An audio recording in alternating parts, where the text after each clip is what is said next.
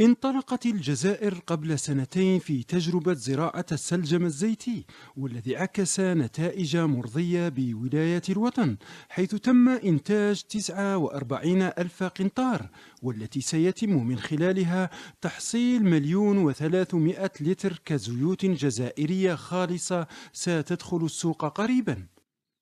السلج المزيتي قمنا في سنتين بإنتاجه، كانت عندنا يعني نتائج مرضية، والمحول الاقتصادي خذا هذا المنتوج، وفي الأيام القريبة إن شاء الله راح تنتج زيوت جزائرية من هذا السلج المزيتي. المنتوج كان عندنا منتوج اللي قدر بحوالي 49 ألف قنطار، واللي راح تسمح لنا نتحصلوا على أكثر من 1,300,000 لتر من زيوت. مادة الزيت ثمنها باهظ، يعني لما تكون عندنا مساحات، وحنا راه كاين عندنا مساحات بور يعني واسعة، وين الفلاح يقدر يديرها يدخلها في الدورة الزراعية، وخاصة ولاية تيرت، ولاية يعني فلاحية رعوية بالدرجة الأولى ومساحاتها شاسعة.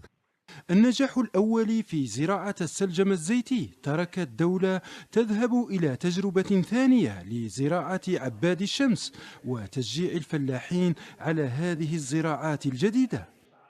45 ألف هكتار نجسدها، لأن الهدف تاعنا هو تقليص من فاتورة الاستيراد اللي معروفة هو في الزيوت المائدة حوالي 600 مليون دولار. أنا ننصح في إخواننا الفلاحين في هذه السنة يدخلوا هذه التجربة بمساحات صغيرة، يعني قطار زوج ثلاثة حسب المياه اللي عنده، ويطبق التقنيات ومادة استراتيجية لتقليص الاستيراد من هذه المادة. مواصلة زراعات النباتات الزيتية برنامج هام وتحد تعول عليه الدولة لتشجيع الإنتاج المحلي للسنوات القادمة، مع دعم الفلاحين ومرافقتهم لاستغلال هذه الزراعات من أجل خفض فاتورة الاستيراد.